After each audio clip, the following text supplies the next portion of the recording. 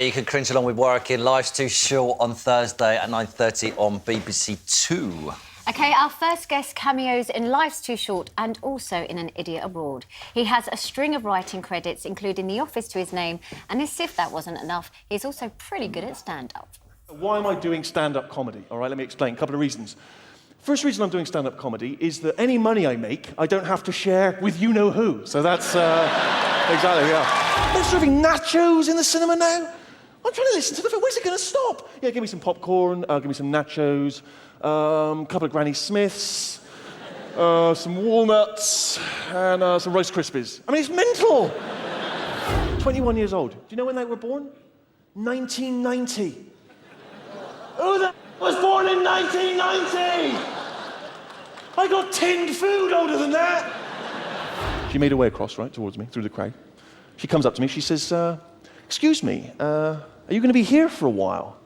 I said, yes, I am. She said, great, because my friends and I have arranged to meet back at you. Welcome back to Something for the Weekend, Stephen Merchant. Thank you for having me back. Good to have you. Touring last night, Wolverhampton.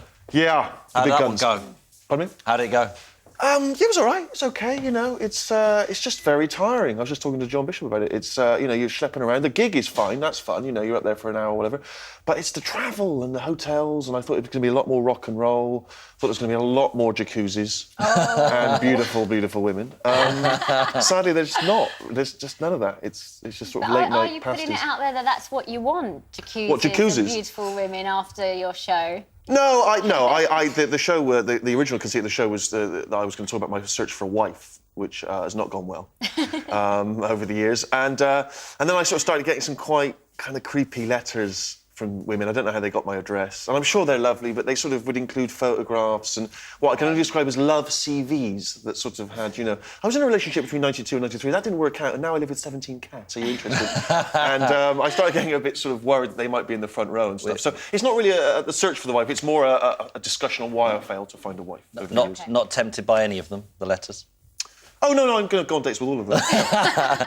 Carly sent a tweet in saying, I was at your Bradford gig the other night when a man in the audience offered you a woman. Yes, that was very bizarre. Is that the weirdest thing that's happened to you on tour? Are you getting offered women on your tour everywhere? No, that was a very weird instance where a man stood up and sort of, seemed to proffer me a lady, and I couldn't quite establish who he was. I couldn't tell if he was a relative of hers, if he was just sat next to her in the theatre. Here's a woman. But it was very generous. It's that kind of that lovely Yorkshire sort of manner, you know. We have women for you. Enjoy. Maybe she had said, "Go on, just do my work for me." You know, tell him just that I'm shout out in a room of 1,000 people. Yeah.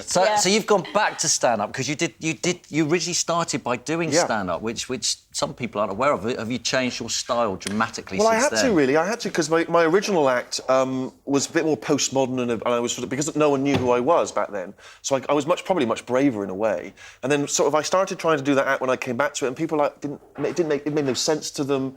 So I had to start from the ground floor, really, and just sort of work my way back to it, and it's a bit like, I think, you know, probably boxing or something. You have to be match fit. You have to sort of get back in the ring and take the punches and stuff. So I've been dabbling with it in just small clubs around London for a couple of years now, sort of slowly building up to this moment. And you'll never do it again? No, this is the debut tour and the final farewell tour all in one. Unless there's a lot more jacuzzis in the next couple of years. Do you enjoy? Obviously, you're well known for all your writing and all the programmes you've done. Do you prefer the writing? Is that sort of where you feel most comfortable?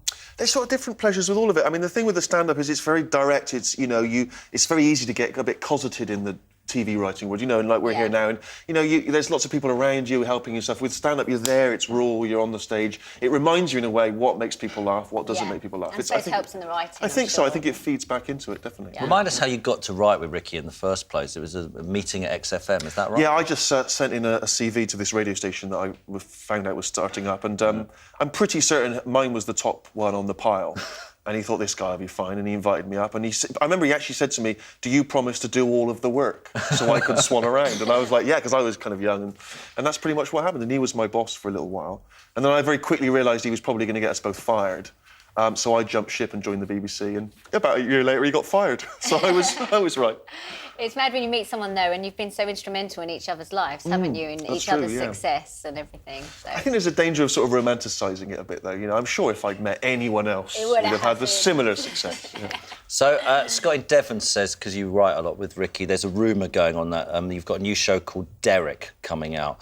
And Sean Connery's starring in it. Is I've no idea about it. No, that's based in an old people's home. If that's that might be a project that Ricky's working on, but I'm not involved with that, and I've had no dealings with that or Sean Connery. Much as I'd love to work with Sean if he's watching. Is the writing with you and Ricky 50-50? Is that how it works? You just sit down together and go, right, let's bash it out we here. sit in a room and we just sort of brainstorm and throw ideas around. I mean, people tend to think it's a lot more glamorous than it is. Last winter we were writing Life's Too Short, and the heating broke in our office. We were huddled around a small electric fire in our overcoats. It was like something from Dickens. So yeah, it's because it's hard work. You know, any writing like that, it's just lots of talking and bashing your head against the wall. And you're going over to the States. How does your stand-up go down over there? I never know if the Americans get our sense of humour or they don't. I've never done it over there before, so I'm a bit anxious about that for exactly that reason. I don't think it's that the sense of humour is radically different. I guess there's a lot of references. I'm amazed when I go to America how they don't understand what I'm saying. Yes. I don't think I've got a terribly broad West Country accent. I want to say, and it annoys me, they go, I'm speaking English. This is English. I'm from England. They get the programmes, though, don't they? Extras is huge over there. The Office is big. So they obviously get the sense of humour that you kind of carry in Do you know what? I think it's partly the internet. I think the internet has made the sort of trade across the Atlantic of humour and other things much more easy than it used to be. You know, years ago you had to wait for it to be on TV. Now you can watch stuff on YouTube, and I think there's a big exchange of stuff like that. Ricky's agreed to do the Golden Globes again in America, which has been the controversial thing that he's been doing. Sorry about her. Doesn't make it noise. But do you write that with him? I contributed some jokes, or I worked with him on some jokes last time. But I'd like to continue working in America, so I keep my head low. If people ask me about it in that country, I have no idea. I was not involved. Nothing to do with it. Now, Stephen, Carl Pilkington was on last week. I asked him to give a question for you, and this is a question from Carl to you. Now he's taken a third of my earnings off me.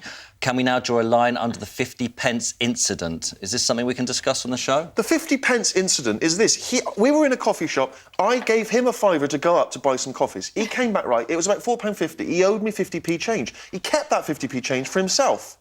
Now, it was something to do with the fact that he felt he'd helped me out with some free beer, and he sort of took it, I imagine, as some kind of payment.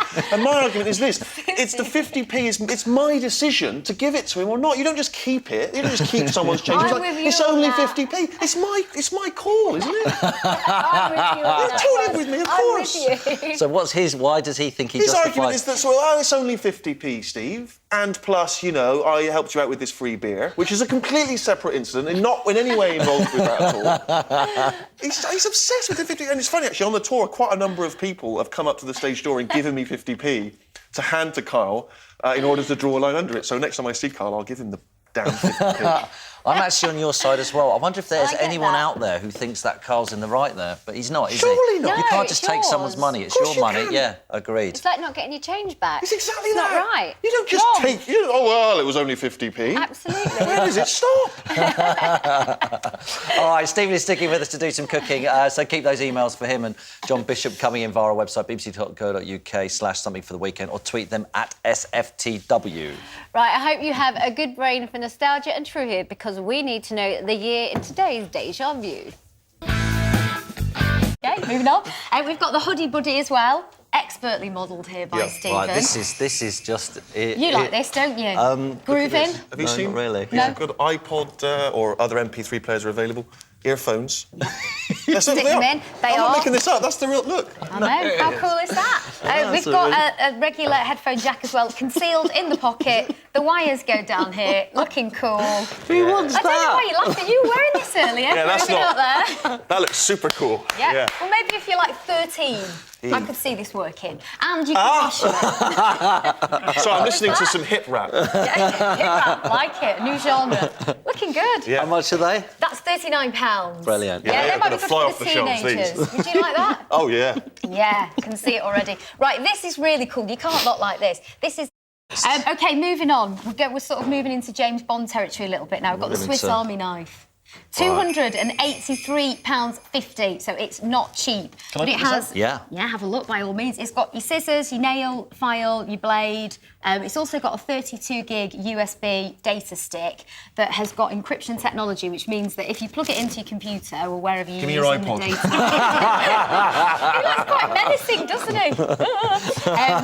It only works using fingerprint technology. So unless you chop the finger off the person that you've stolen it from... Yeah, no, totally, I'm into that, yeah. Yeah, you're down with that one. Yeah, I might just go and hang out in that shopping centre downstairs. Yeah. It's quite a good look. It's quite good look. becoming. I like it.